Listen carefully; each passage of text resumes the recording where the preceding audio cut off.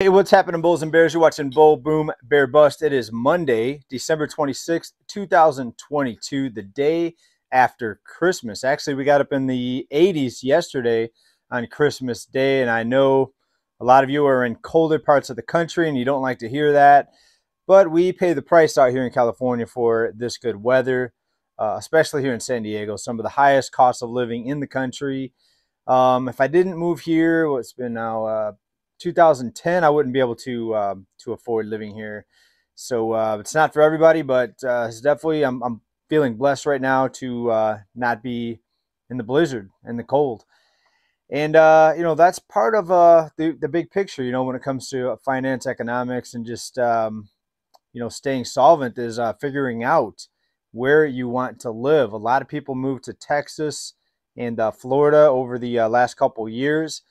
I've been reading reports now that people in Florida are miserable because now it's getting so overpopulated there, and the same problems that we saw in other states like California are happening now in Florida with just too many people, home prices going up, cost of living going up, car insurance going up because of the overpopulation. There's more car accidents, more traffic, and just in general, the cost of living going up there too. So I've been reading now that people are leaving Florida now after being one of the biggest states where people were moving to. Looking over the next year or two, we may see a lot of people moving back out of Florida to get out of the hustle and bustle and get out of a state that's now way overcrowded and becoming overpriced, just like some of the other states that people had gotten away from and fled. All right, but we've got some economic news to get caught up on today. And thank you for all of those that reached out to me. As usual, 99% positive messages from my last video. A lot of very good suggestions, ideas for the channel, feedback, both good and positive, both positive and negative feedback. Some of it was pretty funny, though. I got an email from one, said he was a viewer, but apparently he disagreed with everything that I talk about here. So my first question would be, okay, if you disagree with everything I talk about, why are you watching all the episodes? He said he's watched every episode, so okay. But he sent me a picture of people in line at Disney World saying, look at all these people in line, there's no recession, right? So that's just, I mean, I'm laughing right now, and you probably are too. That's just the kind of mindset that many people out there have. This picture of people waiting in line at an amusement park to get on a ride, most of those people are probably loaded up on debt, probably maybe on some sort of a program to help them pay the bills. Who knows? And the person sending the email, my guess, is probably loaded up on debt. Anyone thinks that this economy is somehow wonderful and fantastic and no problems. First of all, I don't think you're watching the videos that I put out here, because it's not just me saying this. I'm not just a voice here telling you, my opinions. Sure, I'll throw in my opinion, a lot of times. But look at the news here. Consumer sentiment. I'm looking at a chart right now. I'll bring it up right here for you. Consumer sentiment, all-time record low here at the end of 2022. Not just me saying that. These are real people that were surveyed, and they were asked their opinion about the economy. But apparently people out there, like the email that I got with the people in line at the amusement park, whoever sent me that's drinking the Kool-Aid. And I hope you are doing well. And maybe the person that sent me that email is doing well, and they don't see a recession personally. Maybe they don't themselves see a recession. And, that's how some people look at it. They look at how they're doing. They don't look at the big picture. They don't look at the overall population. But we try to have a broad view here, because even if you're doing good today, maybe you're a business owner, maybe you're successful, maybe you're making lots of money. What happens when most of your customer base is broke? And that's the direction that we're headed. Most people are headed towards the bankruptcy filing situation. And that's not just me saying that. That's just the numbers. The debt levels continue to increase every time we look at them. If it was the opposite, if people were paying off their debt and debt was decreasing and shrinking, then I would say, more positive things about the state of the U.S. Person right now. But that's not what's happening here. But let's get into some other news here. Again, thanks to everybody that gave me feedback from that last video where I put my contact, down there for you guys to get in touch with me. We really appreciate that. But let's go ahead and get into some other news here. Some very important stuff out here I want to talk about today. But actually, first, one thing.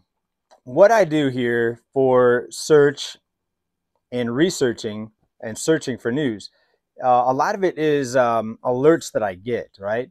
Some of you send me things through other places in the internet that I'm on, but a lot of it's just keyword results that I get from searches that I do, and then I set up these alerts to go to my text message. And some examples of some of the words: evictions, home prices, foreclosures, stock market, just things in general, right? So I don't look for positive or negative news. I just look for keywords and search those terms and get alerts on those terms. Here's what I got today from my search for evictions, and I got an alert. Was it something good? No. If it would have said evictions are decreasing, people are paying their rent on time more than previous. No, it's just the opposite. People are paying their rent late now more, and evictions are increasing. And this is an update out of Eviction Lab. We see just about every state evictions are rising. And keep in mind, some states and some cities still have the moratorium in place, but the ones that don't, I see all these are spiking. I'm just going to read through a few of them here: Connecticut, Delaware, Indiana, Minnesota, Missouri, New Mexico, Virginia, Wisconsin. The list goes on and on. It's evictionlab.org, evictionlab.org, if you want to look it up for yourself. So I'm not making this stuff up. I don't purposely go out and look for bad news. But when I look for news, this is mostly what I'm finding. Now, some people have said, well, it's no fun watching this because, I need to have better news. I need to be more positive. But one thing that I will agree on, we need to look for more solutions instead of just talking about how bad everything is. It's not bad for everybody. That's another thing too. It's in the eye of the beholder. So what's bad for one person may be good for another. So when someone's rent is being raised, that's bad for the person having to pay the rent, but the landlord is getting more money. And a lot of landlords now have a lot of leverage on their tenants because when rents are high everywhere, the renter, doesn't have many choices. And when home prices are still high, even though they've come down, when home prices are high and the cost to finance a home is higher now, then that puts landlords in a better position. So if you have rental property, what I'm talking about here may be good news to you. So the way I look at it, that a lot of people that think, that this is bad news probably are in a bad financial position, and they're looking for some sort of help on the horizon, with prices going down, the cost of living going down, and they're not seeing it. So then they lash out because they're in such a bad financial position. They lash out and say, you're doom and gloom. You're making up, stuff out of nowhere. There's no backing behind what you're saying. That was another email I had. Somebody said I was making all this up, and, that this was disinfo and stuff like that. Folks, I give you my sources. I tell you where I get the news from. Of course, you can all look up the news, but I spend a lot of time going through news, getting alerts on news to think about what I think, to talk about what I think is going to be the most relevant, the most important thing to focus on. And that's part of preparing. And yes, you can learn from this and be better off in the end by knowing this. If you know the cost of living is going to be higher down the road, maybe you don't need to go out and buy a brand new car. Maybe you don't need to go out and buy a house right now. Maybe it's good to wait. And that's, part of the game of being successful and not going broke and not having to file bankruptcy. Now, some people, they do everything right and they still have to file bankruptcy. Look at medical bills. Medical bills are something that it's the biggest thing that actually leads to bankruptcy is medical bills. And we see the cost of medical going up. We see insurance companies having to raise their rates because the cost of medical is going up. Because every time there's a car accident, every time someone's hurt at someone's house, there's likely a insurance company behind that having to pay out these claims, right? So rising costs, they could be good in some areas. Again, if you're on the beneficiary side of the rising costs, then you're benefiting from this. But most people are not. Most people are going deeper in debt every month. But I'll link to that Eviction Lab article that shows all the charts, and it's getting worse wherever you go. I saw some heartbreaking articles. I won't go into this too much here because I know I've got some other things to get caught up on here.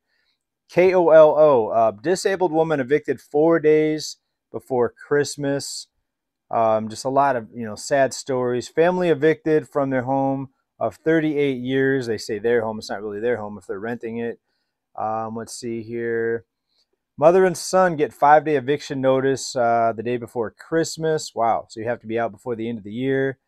Not good. Let's see here. North Park renters, that's here in San Diego, facing evictions in the middle of the holidays. Now, there's an eviction moratorium that's set to expire, so it looks like they're sending out these eviction notices pretty early. While most people are headed home for the holidays, dozens of San Diego renters are being evicted from their homes. Holiday season has so far been full of heartache. When we saw the date, we had to leave 2 weeks before Christmas. We just threw in our whole world. It just threw our whole world into chaos, is what they're saying. So, folks, the bottom line here is be careful. You know, if you don't have to go out and spend a bunch of money, if you don't have to take that vacation, don't take it.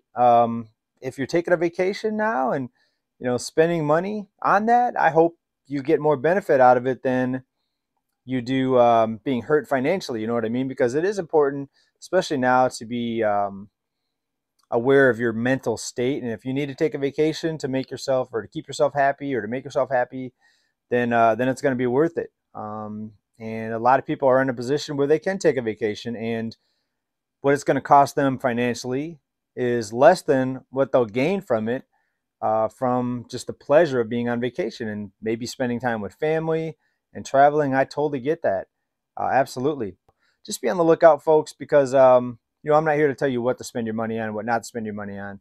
But if you do have cash in the coming 6 months to a year, year and a half, you're going to be in the strongest position, because with high interest rates, and they're going to stay higher for longer, according to the Fed, with higher interest rates, the cost of financing a home is going to be higher down the road than it is today, even though home prices are going to go down more. And that's one of the things I've been warning about for a couple of years. I said housing is going to keep going up for most people. Rents are going up. The cost of owning a home is going up because mortgage rates are going up, or at least are higher. Even though they've come down here in the past 6 months. And, you know, that is something we have to think about. And if you're a cash buyer, then you don't have to worry about that. So I'm continuing to wait. That's what I'm doing, because cash is going to be king when rates are high. When rates are high and you have cash, you don't have to worry about it. If you're paying cash for a car, if you're paying cash for a home, you don't have to worry about it. Now, right now in California, I wouldn't want to do either one. I wouldn't want to pay cash right now for a home, even if I had that much, or an automobile, because I know that prices are going to be lower down the road. Now, if you have to finance, that's a whole different story, because if rates are going to be higher down the road or just as high, it may cost you more down the road when it comes to owning that item, vehicle, whatever it is, home, by waiting. So maybe you'd be best off buying today. Now, I'm not doing that here in California. You may be in a lower cost state where it does make sense to do that. You see what I'm saying? So this is different for everybody. What I say doesn't mean you have to agree with it or not agree with it. Oh, also, let me jump back to this before I forget. A lot of the messages I received, most agreed with me and are kind of in the same boat that a lot of people are in, that we talk about when we look at most of the population and such high levels of debt right now. The cost of utilities is really hurting a lot of people, and people are seeing this winter their bills a lot higher than they were last year. Last year was a lot higher than the year before. It is an especially cold winter right now, so a lot of people are running the heat more than usual. But the increase in the utilities is a lot more than just the increase because it's colder this year. So most people are feeling it. I know most of you out there see what's going on. You're not drinking the Kool-Aid. And we're going to really be in a good position here because we're ready for what's coming. You know, deflation in some areas, inflation in others. We have to position for that. If you don't have to, you know, drive your kids to school every day, if you can do homeschooling because of that, because of high gas prices, that's something you might want to think about. You know, a lot of things we can do. What else? Little things add up. So I got this this coffee maker, and what it is what is called a French press. And I realized that we were buying these little K-cups for our Keurig machine. And I realized how much money we were spending and how much cheaper it is just to put the ground coffee in this little French press, and you press it down, and it's basically like a coffee filter that's round, and it goes down over the coffee, and it presses the coffee flavoring, whatever you want to call it. It presses the coffee out of the grinds into the hot water. You got to pour hot water in there. And that's just one thing that I'm doing now. That's just, I realize it's saving money. You don't have to buy these K-cups. And when you use K-cups in coffee machines, the hot water that's making the coffee that runs in there is going through plastic. So then you're drinking water in the coffee that is the coffee that's been exposed to and run off of and through plastic. So it's not good to drink. And now this glass, French press is much healthier. It's not running through plastic. It's metal in there and glass.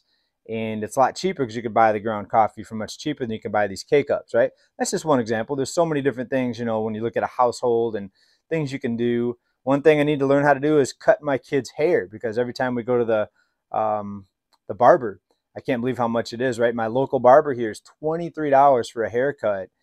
I remember back when it was like $14. This was like less than 10 years ago. So that's a big jump in less than 10 years, from $14 to $23. So that's like a huge increase of over 30% if I'm just thinking about it, my math here.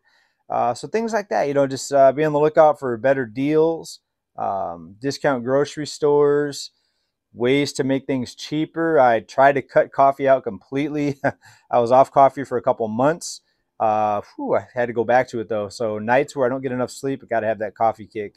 It's tough not to do it, especially if you're busy, if you're working, if you have responsibilities. So we're going to leave it here for now, folks. Let me know what you think about this today, about the evictions, about the consumer sentiment, all-time low. So I'm not making this up. I showed the chart right here. Thanks, everybody, for your feedback, for your support. Talk to everybody very soon. Bye for now. Big love and peace.